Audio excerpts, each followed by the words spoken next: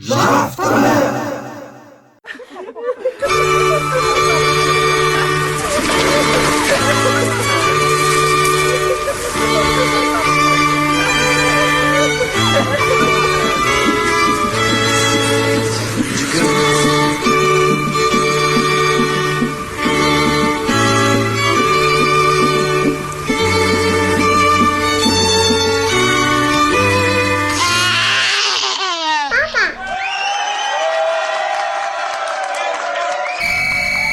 Jaf ta mère!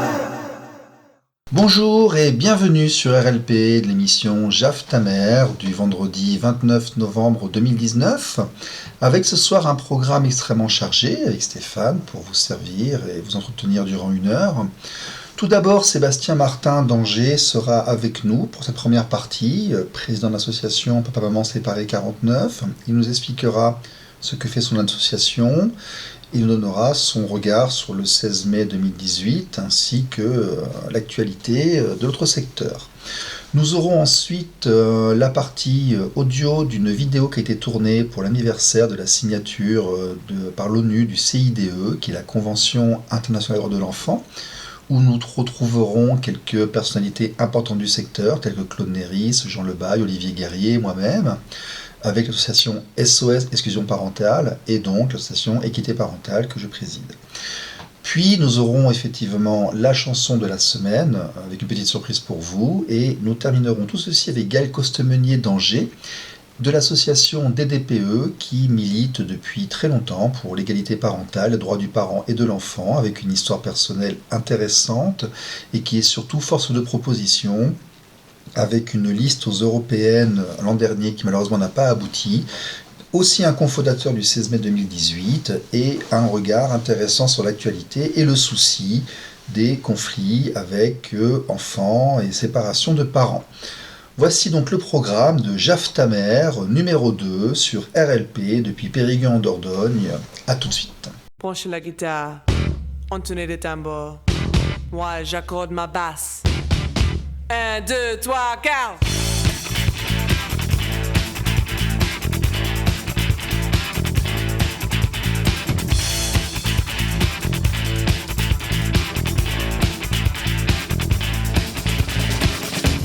Nous faisons un vacarme de tous les diables. Chantez juste ou chantez fort, je m'en fiche. Je peux faire la rac à la musique classique.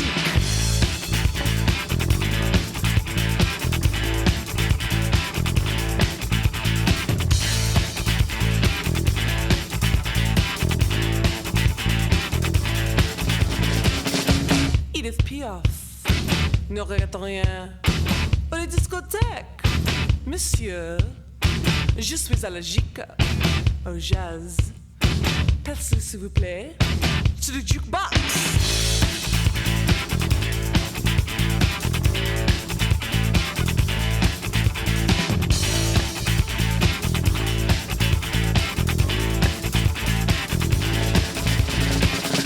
Mais qu'est-ce que tu fais? Tu fais le rythme, la cadence, la chanson alors. Musique moderne, populaire, c'est un organe à la mode. Alors enfants, voudrez-vous branchez les guitares, chantez les guitares, je m'en fiche, je fais le rock. Alors enfants, jouez!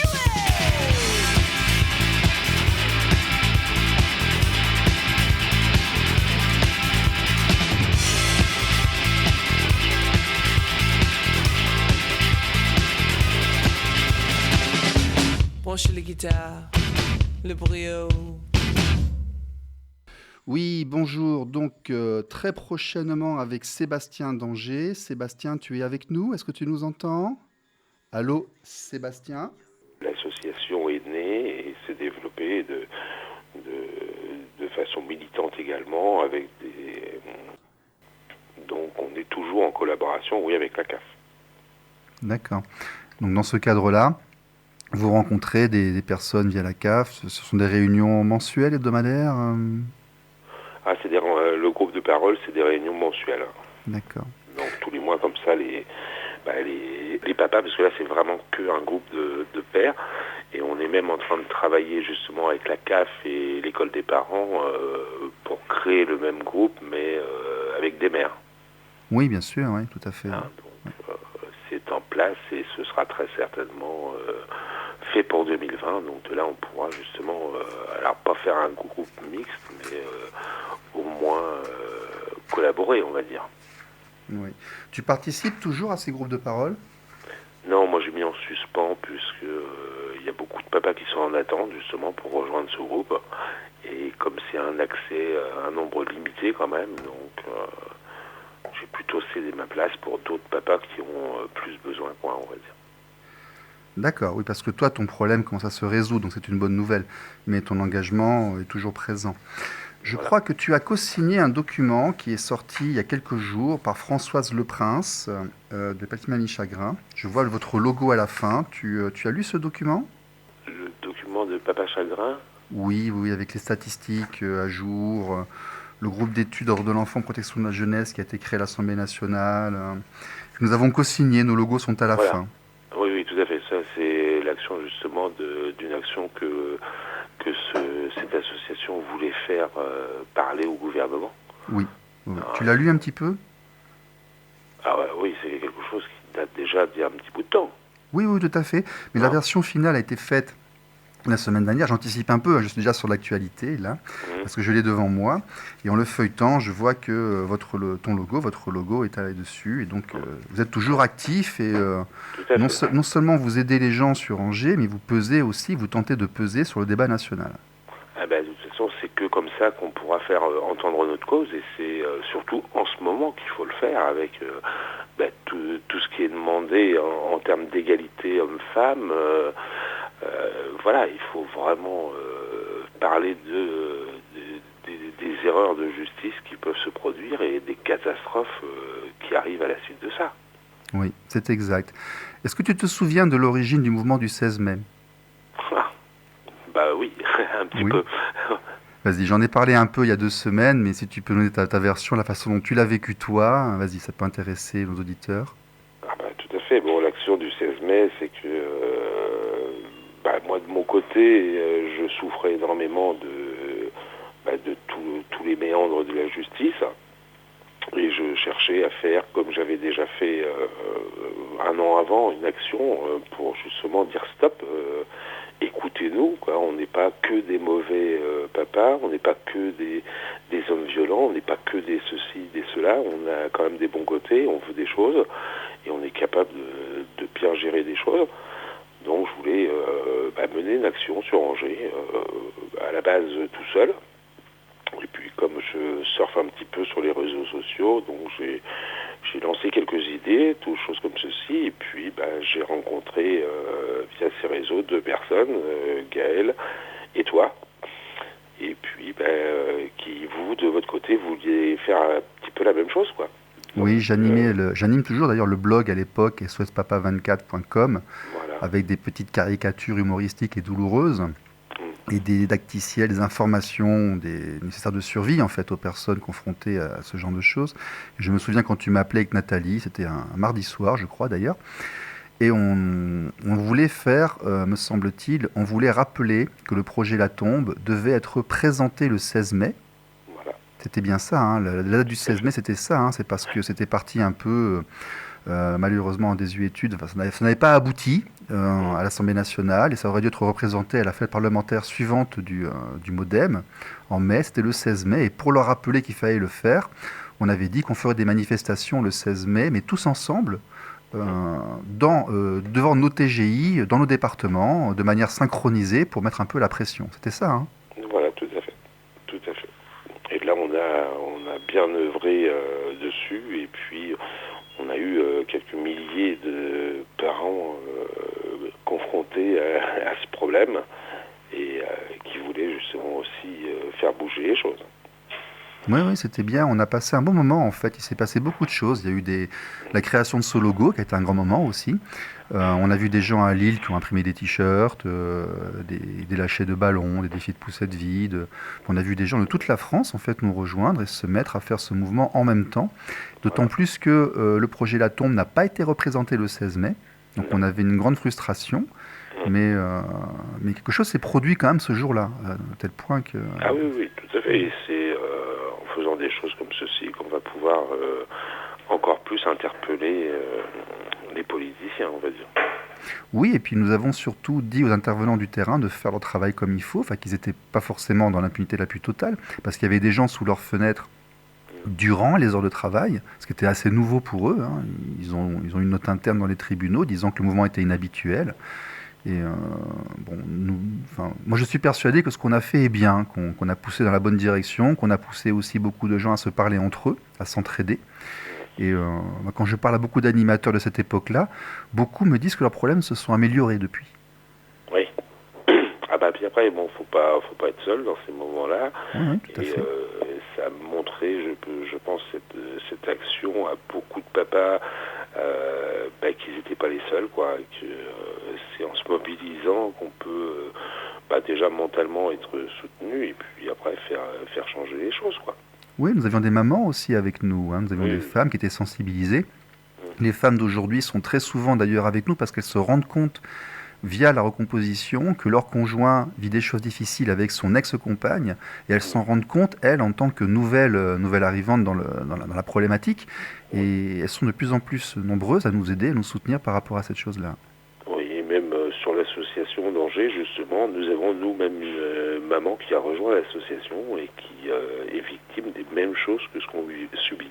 Ah, c'est exact, il y a 15% de femmes qui sont concernées. Généralement, c'est majoritairement les hommes qui ont des problèmes pour voir leurs enfants après une séparation conflictuelle, mais cela touche aussi un nombre moins important, mais existant malheureusement, de femmes, et c'est révoltant dans les deux cas. Je veux dire, on ne devrait pas pouvoir priver un enfant de l'accès à ses deux parents, qui est un droit fondamental. Hein. On a signé des traités internationaux par rapport à ce point, et les lois sont assez précises. Un enfant a droit à ses deux parents, il y a une réciproque, un parent qui veut s'impliquer dans l'éducation de son enfant et qui n'est pas dysfonctionnant doit pouvoir le faire. Et c'est tout à fait révoltant quand ça touche autant la maman que le père d'ailleurs. Tout à fait, mais comme nous, ce qu'on défend dans l'association Papa Maman Séparés 49, c'est qu'un enfant a le droit de grandir avec ses deux parents. Bien sûr. Et ça, il faut absolument œuvrer pour ça. Faire comprendre, parce que je suis intimement convaincu que toutes les personnes influentes dans ce domaine attendent des choses, parce que je pense qu'ils ne sont pas confrontés à la réalité du terrain. Et nous, sur 2020, voilà, quand on parlait d'objectifs pour l'association Papa Maman Séparés 49, c'est justement d'aller leur montrer exactement les aberrations que l'on peut avoir dans certains jugements. Oui, alors, toi, par rapport à ton regard, tu as vu passer combien je ne vais pas dire de dossiers, mais de personnes, tu as vu combien de situations, tu as analysé combien de problématiques, toi, dans ton suivi à Angers et national après avec l'association Équité Parentale? Moi, sur Angers, j'ai quasiment une vingtaine de personnes que les rendus de jugement sont aberrants. Mais aberrants, des juges qui... Bon, je pense que tu as une visibilité sur plus de 20 personnes en 2 ans d'association, puis équité parentale. Ne serait-ce qu'avec équité parentale, moi j'ai la connaissance d'une trentaine ou quarantaine de problématiques. Il y a des gens à qui je parle et que je soutiens, j'en ai plusieurs dizaines. Non, mais c'est pour ça que comme tu me posais la question sur Angers et au national, je commençais par répondre par Angers. Excuse-moi, vas-y. Après, c'est sûr et certain qu'au national, je vais te dire, avec tous les contacts, quand je te disais plusieurs milliers de personnes que l'on a eu tous les trois, hein, par Messenger ou autres services, on a plus de 200 cas ahurissants. Alors, qu'est-ce que tu vois comme point commun dans ces quelques centaines de cas que tu as observés personnellement? Le point commun, c'est que les dossiers sont très, très, très rapidement étudiés par les juges. Et de là, les juges sont sur l'ancienne famille. Aujourd'hui, la famille a évolué par rapport à 1960 ou 1970. Et là, la justice, par contre, a plus d'un train de retard, pour reprendre cette expression. C'est-à-dire une très très grande lenteur dans le traitement des dossiers? Ah oui, de très grande lenteur. Et puis après, le juge se protège et donc regarde quelques points essentiels et il ne regarde pas tous les dossiers. De toute façon, il y avait eu des études, je ne sais plus par qui, mais je crois que c'est moins de 10 minutes qui passent par dossier. Oui, entre 10 et 15, c'est ça. C'est qu'on a 10 à 15 ans de vie avec des êtres humains et on nous accorde 10 à 15 minutes pour des résultats qui statistiquement sont quasiment toujours les mêmes. Et puis en plus, je pense que ceux qui écoutent et ceux qui connaissent un peu le sujet savent très bien que dans les dossiers juridiques de divorce, les dossiers sont très très très épais, puisque il y a des actions qui sont facilitées aussi par la justice pour faire traîner les choses, pour accuser sans preuve, pour faire traîner les choses, pour se faire passer en victime. Et toutes ces choses-là grossissent le dossier. Donc le juge n'a, lui, par contre, toujours que 10-15 minutes pour l'étudier. Oui, ici en Dordogne, on est entre 6 mois et 1 an pour avoir une audience. À Bobigny, ça peut monter à 6 ans. Pour des enfants en bas âge, c'est dramatique. Moi, je suis resté 1 an et demi sans aucun jugement. Il a fallu que j'aille faire un piquet de grue devant le tribunal en question pour que, comme par hasard, je puisse avoir un rendez-vous 3 mois après. Oui, ça fait 1 an et 9 mois pour qu'on te donne l'autorisation d'accéder à tes enfants. C'est problématique, quelque part. Tiens, tu parlais d'injustice et de dénonciation calomnieuse. Qu'est-ce que tu penses du Grenelle de la lutte contre les violences conjugales qui est actuellement au centre de l'actualité avec des interventions du gouvernement? Est-ce que tu as regardé les propositions? Quelle est ton impression par rapport à ce qui se dit en ce moment par rapport à tout ça? Alors, j'ai pas trop suivi, pour être franc. Aujourd'hui, les violences conjugales, un homme n'a pas le droit de frapper sa femme, c'est clair, c'est net, c'est précis. Là-dessus, je ne dérogerai pas. Il faut absolument protéger ça, c'est clair et net. Oui, nous sommes tous d'accord par rapport à ça. Certaines voix s'élèvent pour dire qu'il aurait fallu protéger toutes les victimes et qu'il aurait fallu condamner tous les agresseurs et non pas forcément montrer un certain type d'agresseur et protéger un certain type de victimes. C'est une voix qu'on peut entendre parfois. Aujourd'hui, la violence, on parle de violence physique. Non, là on parle de violence psychologique et d'emprise. Ils veulent mettre le terme emprise et la notion d'emprise dans le code pénal, dans le code civil.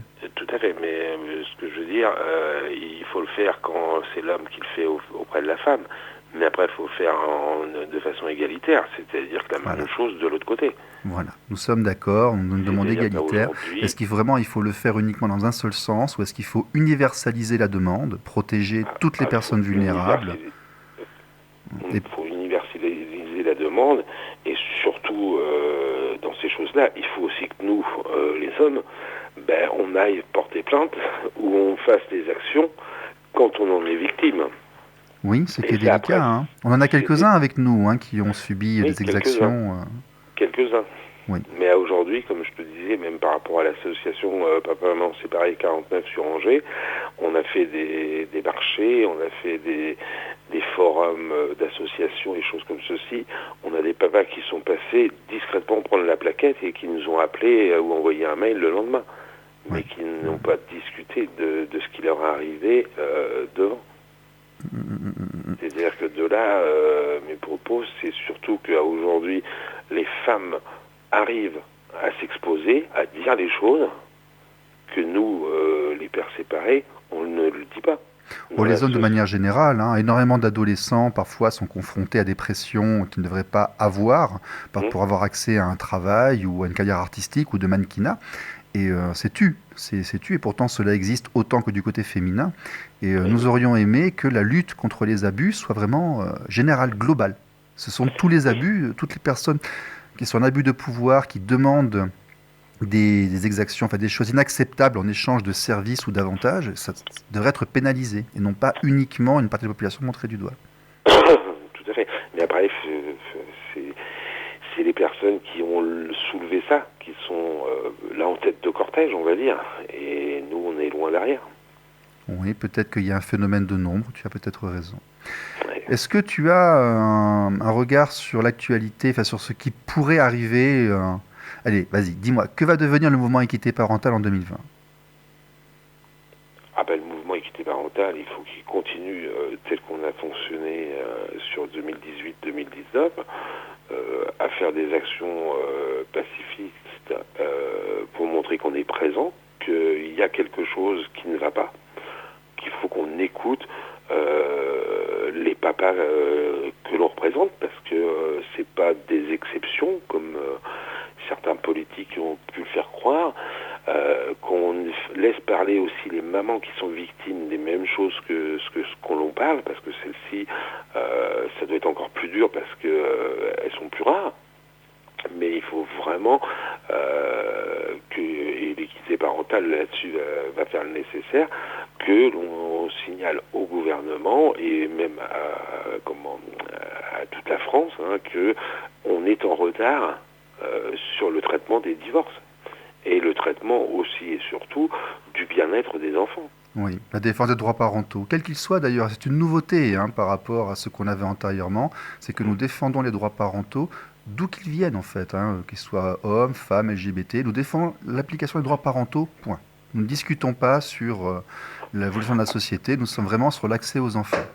Voilà. Après, je pense, quand je parlais que la famille a évolué, je pense qu'aujourd'hui, en France, la résidence alternée n'est pas souhaitée par le gouvernement.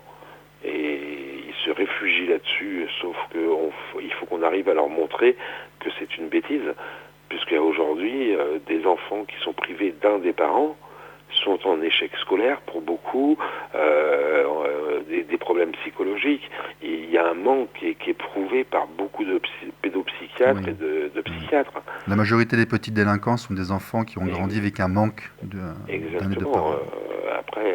Après, il faut que de là-dessus, ça change pour que justement les enfants puissent voir leurs deux parents. Tout à fait. Ok, merci Sébastien, c'est gentil d'avoir pris le temps depuis Angers de nous parler. Je te dis à très bientôt. Ok. Et puis au revoir et à bientôt. Salut Seb. Au revoir à tous.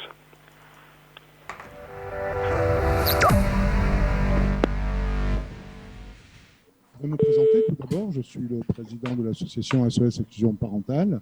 Je vous présente les autres intervenants. Vous avez Jean Lebaille, qui est vice-président de l'association, mais également trésorier de l'association Équité Parentale.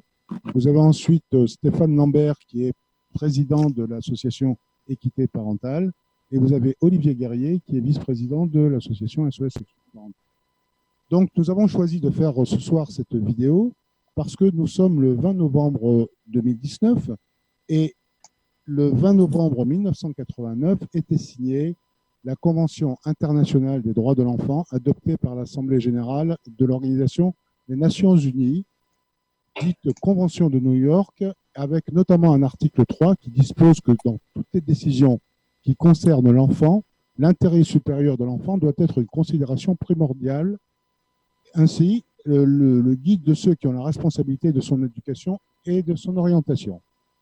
Une résolution européenne est intervenue par la suite pour une égalité effective des parents vis-à-vis de leurs enfants, votée à l'unanimité le 2 octobre 2015.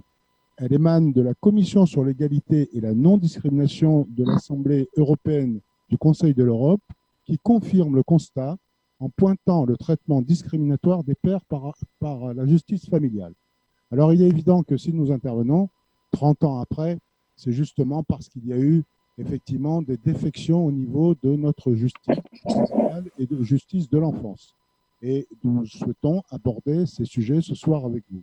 C'est une première approche, c'est une première prise de contact qui permet à nos sympathisants de nous connaître. Et puis ensuite, nous reviendrons sur des points qui vous semblent utiles à éclaircir. Donc, je vous invite à nous envoyer des mails sur la page de l'association ou sur la page d'Équité Parentale pour nous dire quels sont les thèmes que vous avez envie d'aborder. Les questions que vous avez à nous poser, on essaiera de faire des lives justement pour pouvoir répondre à toutes vos questions. Je vais passer la parole maintenant à Olivier Guerrier, qui est donc vice-président de l'association. Oui, bonsoir à toutes et tous.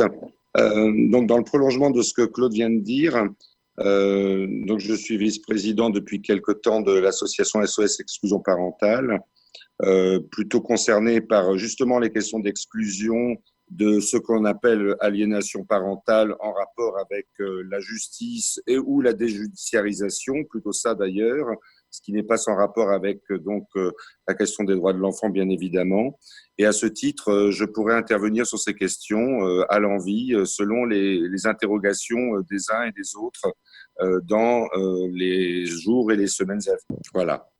Je vais passer la parole à Stéphane, qui est le président de l'association Équité Parentale. Oui, bonjour à tous. Merci d'être avec nous. Merci à Claude d'organiser cette chose-là avec nous quatre. Nous sommes aujourd'hui donc le mercredi 20 novembre. Il y a un certain temps, cet article a été signé, la CIDE, avec notamment un article 9.3 qui m'interpelle beaucoup, qui dit que le droit de l'enfant séparé de ses deux parents ou de l'un d'eux d'entretenir régulièrement des relations personnelles et contacts directs avec ses deux parents, sauf si cela est contraire à l'intérêt supérieur de l'enfant. Concrètement, ça veut dire que l'intérêt supérieur de l'enfant est d'avoir accès à ses parents. Pour que l'enfant ait accès à ses parents, il faut que les droits parentaux soient respectés. Il faut qu'ils soient respectés alors qu'ils sont là de fait à la naissance et la reconnaissance de l'enfant.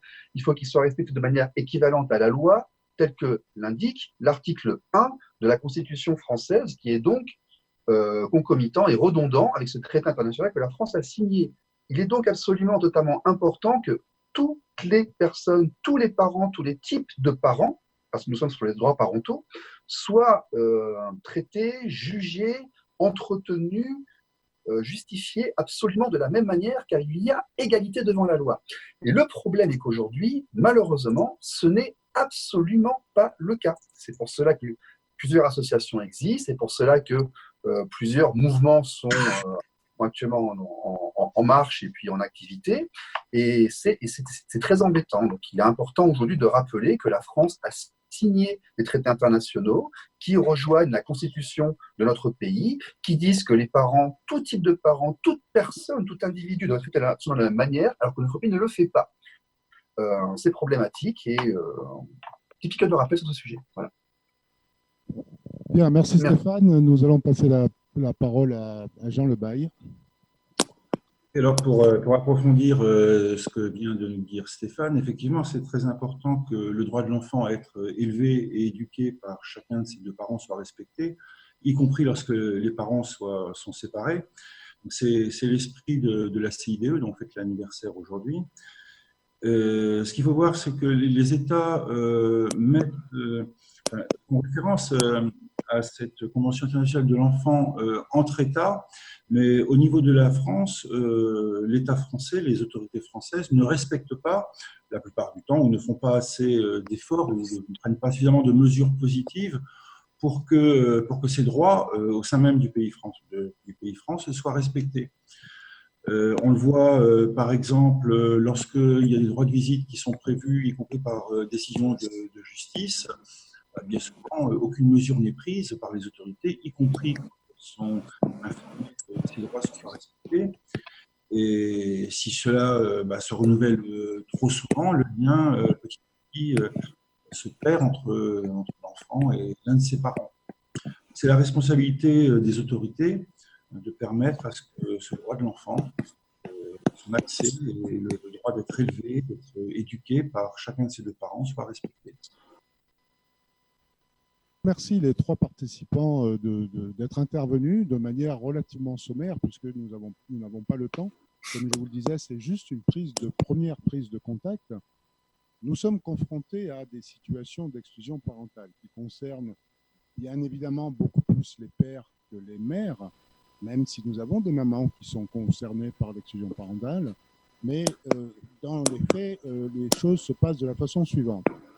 Un couple se rencontre, donc c'est le big love, on s'aime, tout va bien, on a envie de faire des enfants, on fait des enfants, et puis après on se lasse, et puis arrive la séparation, on s'en veut, et souvent la haine. Et là, il n'y a plus de dialogue, il y a une situation conflictuelle qui s'installe, et on se retrouve généralement devant une juridiction, justice aux affaires familiales, et la justice aux affaires familiales, qui, en dépit des textes de loi, et on pourra les évoquer plus tard si vous le souhaitez, en dépit des textes de loi qui sont nombreux, notamment l'article 371-1 et suivant, qui donne la possibilité au juge de pouvoir apaiser le conflit, eh bien, il n'y a pas d'apaisement de conflit. déjà, les avocats souvent jouent un jeu bien par leur formation, par le temps qu'ils ont à consacrer. Il faut savoir qu'un juge dispose de 10 à 15 minutes par dossier. Ils n'ont pas le temps, il y a un problème de manque de moyens. Et donc, on arrive à une situation conflictuelle qui se cristallise et qui fait que par la suite, le conflit perdure, alors qu'il suffirait d'intervenir bien en amont. C'est pour ça que la notion de médiation est importante. C'est quelque chose que nous préconisons toujours.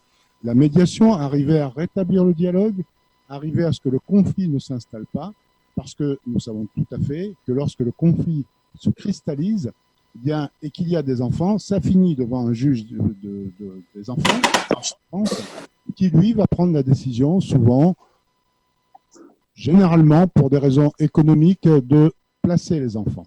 Et les placements abusifs sont un vrai fléau que nous devons combattre, parce que ça détruit non seulement des familles et des enfants. Voilà, c'est une première prise de contact. J'espère que ça vous intéresse.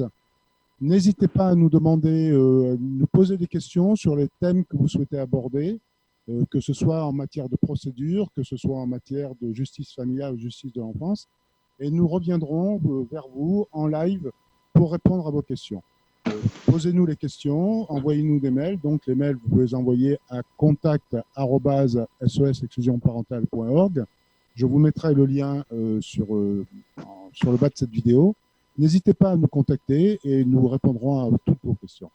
Je vous remercie de nous avoir écoutés. Je vous souhaite une bonne soirée.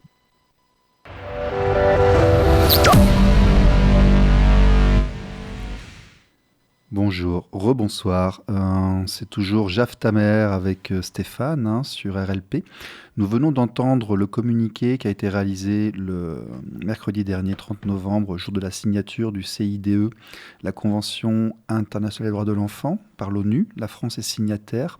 Cette intervention a été réalisée par M. Claude Néris de l'association SOS Exclusion Parentale, avec M. Jean Lebail, qui est vice-président de SOS Exclusion Parentale et trésorier de Équité Parentale, dont je suis le président. Je suis intervenu aussi, avec aussi également Olivier Guerrier. Nous tenions à faire une déclaration pour célébrer cet anniversaire. Bon, pour revenir à des choses un peu moins lourdes, voici le titre de la semaine. Cette fois-ci, nous avons choisi une reprise de Claude François, Le téléphone pleure, mais version Didier Wampas. Voici maintenant la chanson de la semaine. Jaf Tamer. Allô ?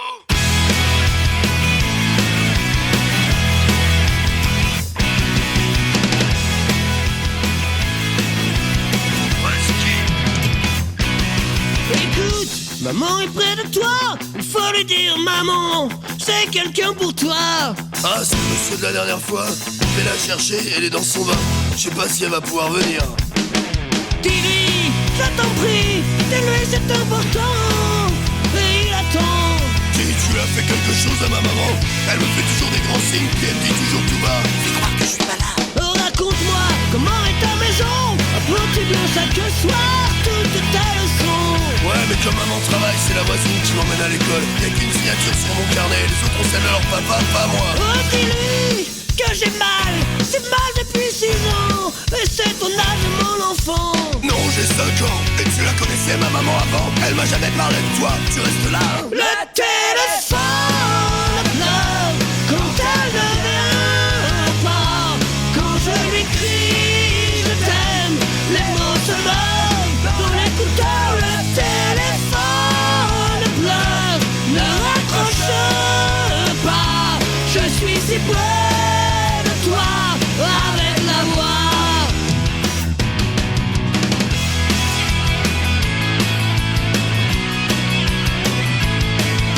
Seras-tu aux prochaines vacances à l'hôtel Beau Rivage? Aimes-tu la plage? Ouais, j'adore me baigner, maintenant je sais nager. Dis donc, comment tu connais l'hôtel Beau Rivage? Qui étais toi, Sainte-Maxime? Oh, dis-lui toute ma peine, combien de temps les deux?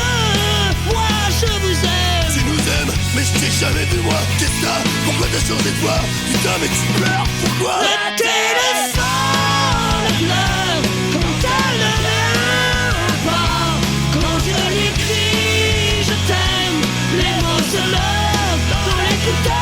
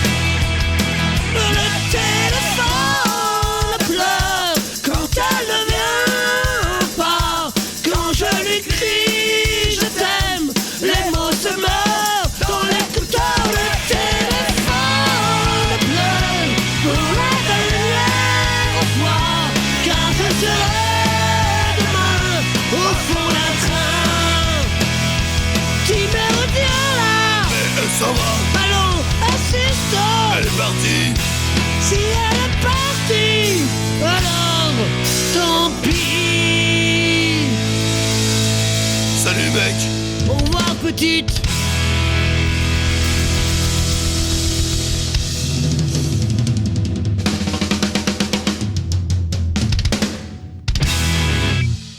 Oui, toujours sur RLP. Bonjour dans Jaf ta mère avec Stéphane.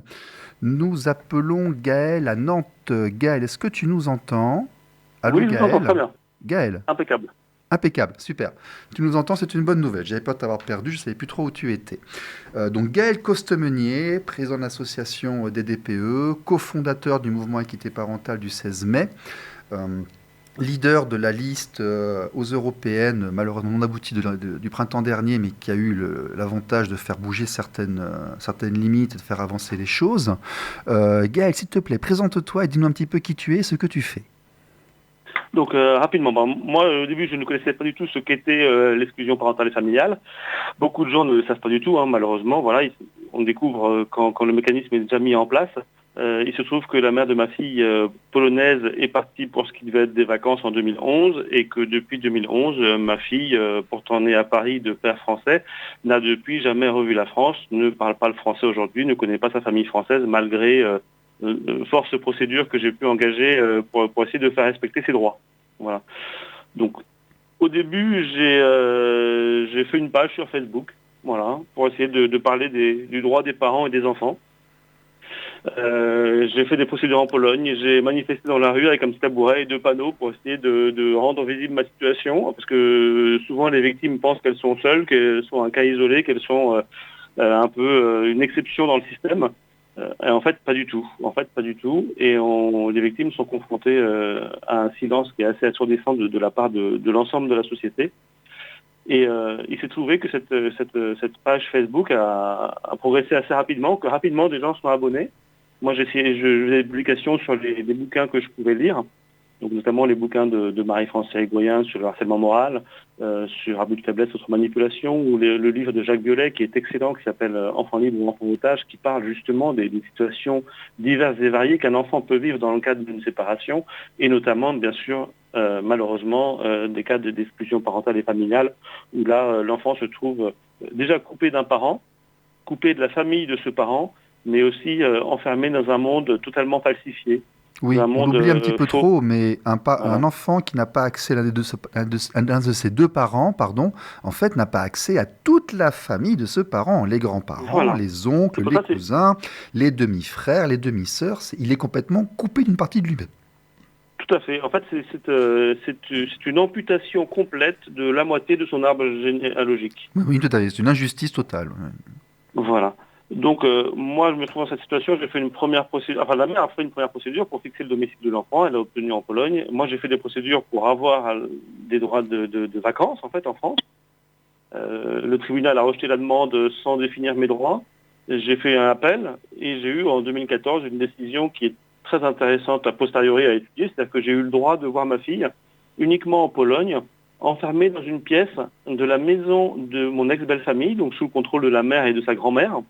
Le premier week-end de chaque mois, le vendredi de 17h à 19h, le samedi de 10h à 19h avec 4 heures de sortie libre à l'extérieur, le dimanche 10h à 18h avec 4 heures de sortie libre à l'extérieur, et 21 jours en juillet, du 1er au 21 juillet, de 9h à 19h, avec 9 heures de sortie, 4 heures de sortie librement, et 3 fois on a le droit à 8 heures. Donc cette décision, pourquoi elle est intéressante? Alors déjà, quand j'ai eu cette décision-là, même mon avocate m'a dit c'est n'importe quoi. C'était ces termes, c'était n'importe quoi. Et encore, Gaël, tu te plains, mais moi je parle à des gens qui ne voient pas leur enfant, parce qu'ils sont partis en Afrique, ou au Japon. Il y a toutes les situations. Il y a toutes les situations, les enfants des parents qui ne voient même pas du tout leurs enfants. Ah oui, c'est une situation qui sont encore pires. Tout à fait.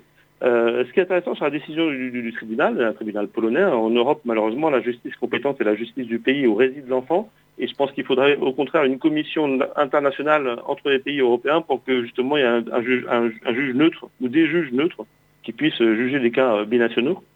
Ce qui est intéressant dans cette décision, c'est que c'est une décision qui est très violente, qui est perverse, qui place l'enfant au cœur du conflit et qui finalement est faite à dessein. C'est-à-dire qu'un juge qui prend cette décision-là, il sait très bien ce qu'il fait.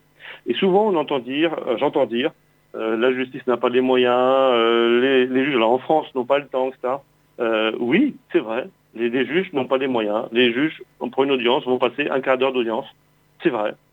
Dans le même temps, s'il y a des juges qui font bien leur travail et qui essayent d'aller dans l'intérêt de l'enfant, comme justement le prescrit la Convention internationale des droits de l'enfant que vous avez citée déjà à l'antenne avant moi, et ben, il y a des juges qui prennent des décisions qui sont violentes, qui sont irrespectueuses du droit, irrespectueuses de ce que la représentation nationale a décidé. Hein.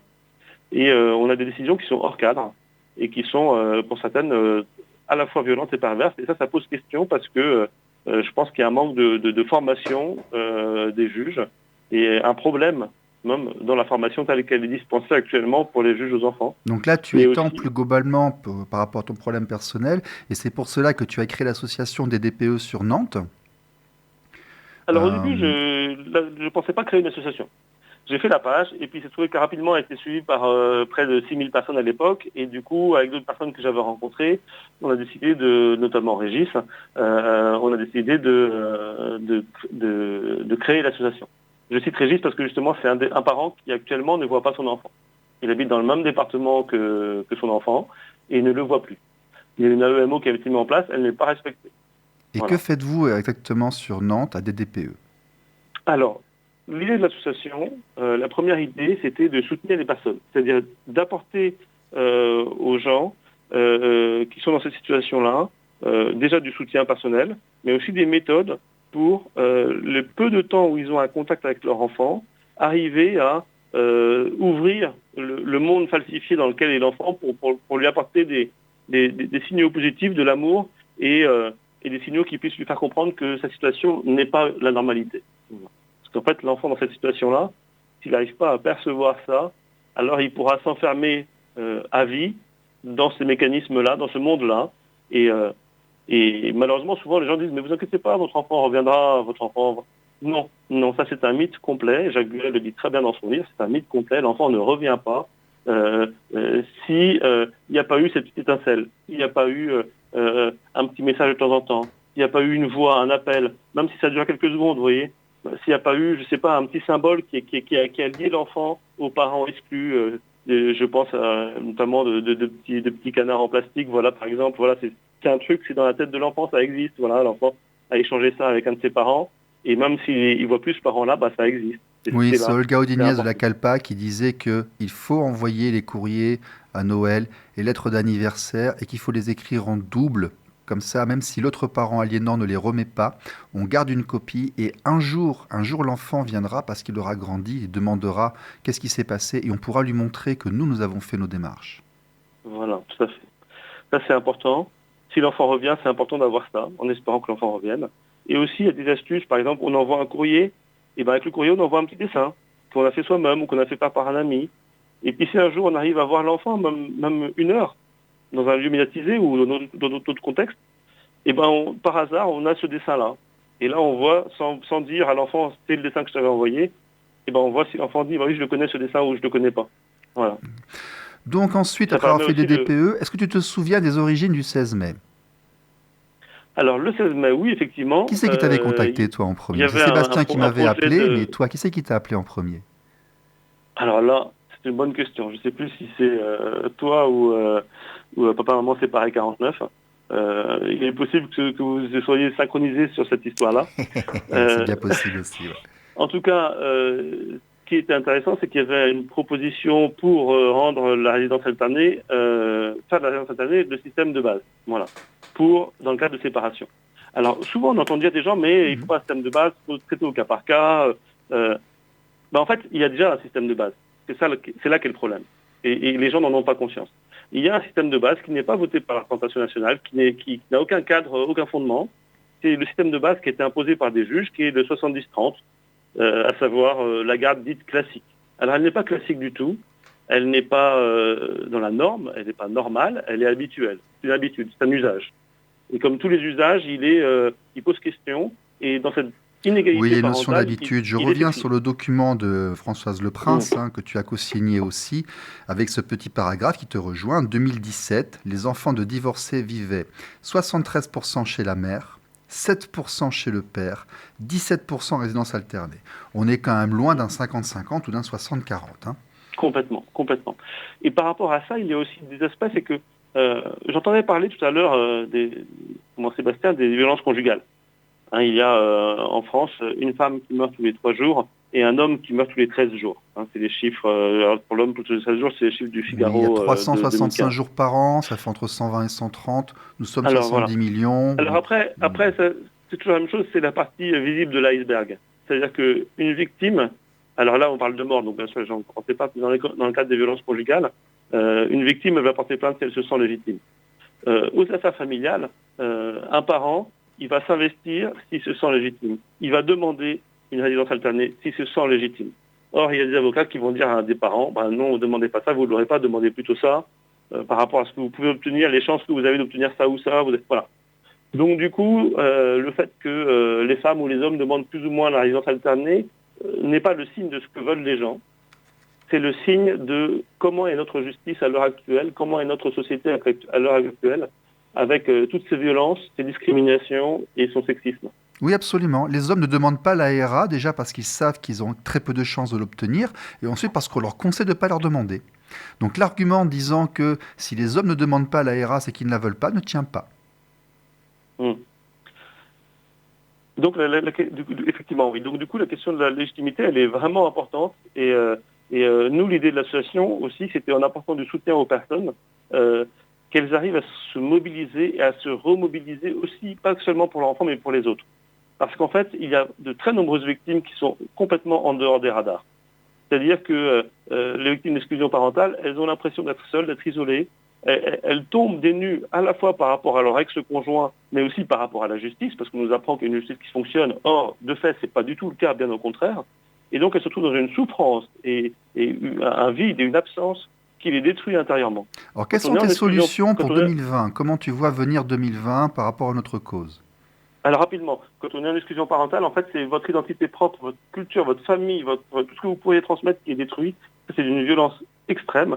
Alors, et en fait, ces situations, bien au contraire de ce que beaucoup de gens pensent, elles ne sont pas isolées et singulières, elles sont régulières et symptomatiques. C'est un symptôme. En 40 secondes, Gaël, après je vais devoir... D'accord. Rapidement pour l'avenir, nous, à droit du parent et de l'enfant, on a fait des feux d'artifice, on a fait la liste des européennes, c'est un grand projet. Malheureusement, il s'est trouvé que le ministère de l'Intérieur a changé le formulaire 2 mois avant une élection pour être en conformité avec une loi votée 1 an avant. Ça n'a pas marché jusqu'au bout de ce fait, mais ça a été un grand mouvement. On essaye de médiatiser la chose. On fait des permanences maintenant à Nantes. La prochaine, c'est le 17 décembre.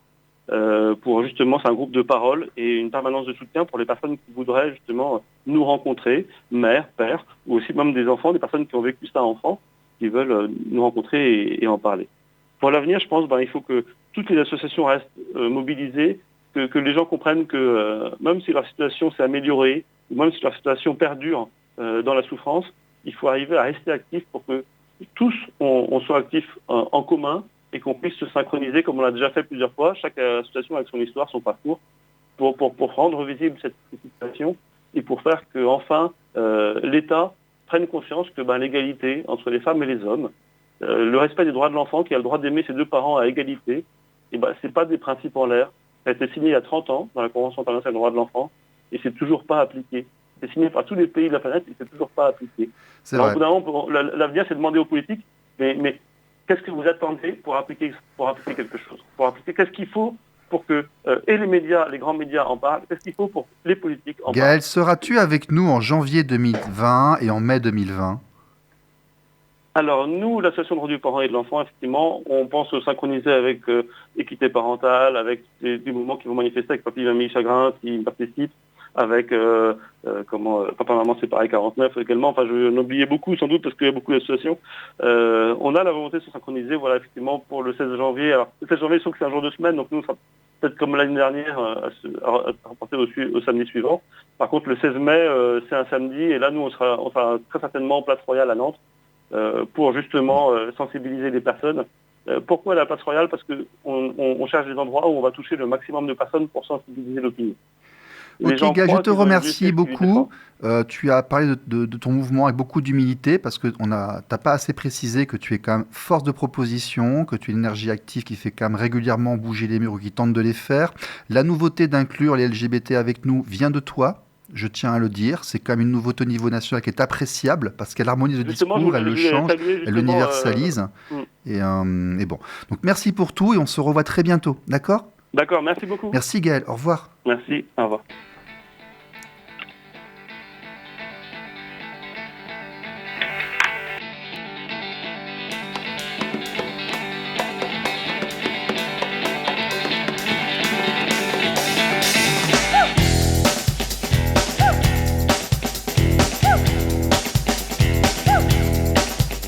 Well, girl, you better get down. Well, it's the best you ever found. Hey, baby, shake. Don't say you don't have. Well, it's the hottest thing in town. Hey, baby, shake. Well, you beat up off the ground and then you move all up and down and then you turn around and then you break. Hey, baby, shake. Hey, baby, shake. Well, girl, you know you're bound to get rolled right by the sound. Hey, baby, shake. So spread that mess around and only don't worry about the crowd. Hey, baby, shake. Well, you beat up off the ground and then you move it all up and down and then you turn around and then you break. Hey, baby, shake. Hey, baby, shake.